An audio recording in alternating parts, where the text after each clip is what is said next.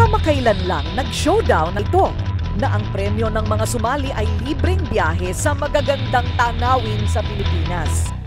It's all about inspiring young individuals, specifically yung mga millennials, to take time out from their busy schedules to get out, get their hands dirty, and do good. Ang mga millennials, usually ito yung mga 18 to 35 years old. Mahilig talaga sila mag-travel, and at the same time, these are the people who have this strong sense of volunteerism. Si Nadine Layon, graphic artist, ay isa sa mga napili para pumunta sa tinaguriang huling paraiso ng bansa, ang Palawan. Sa hapagkainan pa lang, naku po, kayanin kaya niya ang Tamilok Challenge?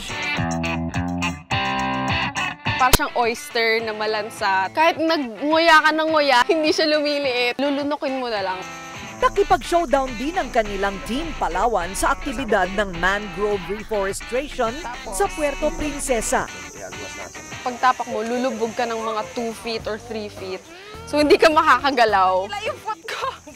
Si Louie Legaspi, pharmacist, ay kabilang naman sa Team Dumaguete. Nako, ang naging hamon sa Team Dumaguete ay alisin ang samut-saring basura na nagkalat sa Apo Island. Half a ton of garbage in just one day, di ba? So ganun kadami. At ang pinakamatindi at makapigil hiningang challenge sa grupo, Extreme para sa akin. Inisip ko na lang, I'll just keep calm.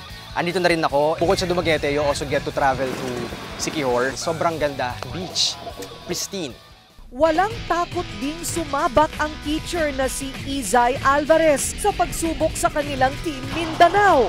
Nagtungo sila sa Sarangani at sa General Santos City.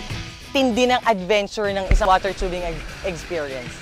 Lakas loob din silang umakyat sa Mount Matutum para sa isa pang showdown. The showdown of reforestation of you wanted to bring back the tertiary sanctuary. This is for the Balaan tribe. This is what the Balaan tribe are taking care of. You can actually follow the journeys of our 9 advocates para ma-inspire kayo. May mga questions kami doon pertaining to the journeys. Pag nasagutan nila to ng tama, it gives them the chance to win a free Do Good Get Dirty trip themselves. Normally, di ba, pag sumali ka ng raffle, yung cash prize para sa sarili mo. But dito sa Green Cross Soil Defense Do Good Get Dirty Challenge nga, pag nanalo ka, yung cash prize mapupunta doon sa cause of your choice.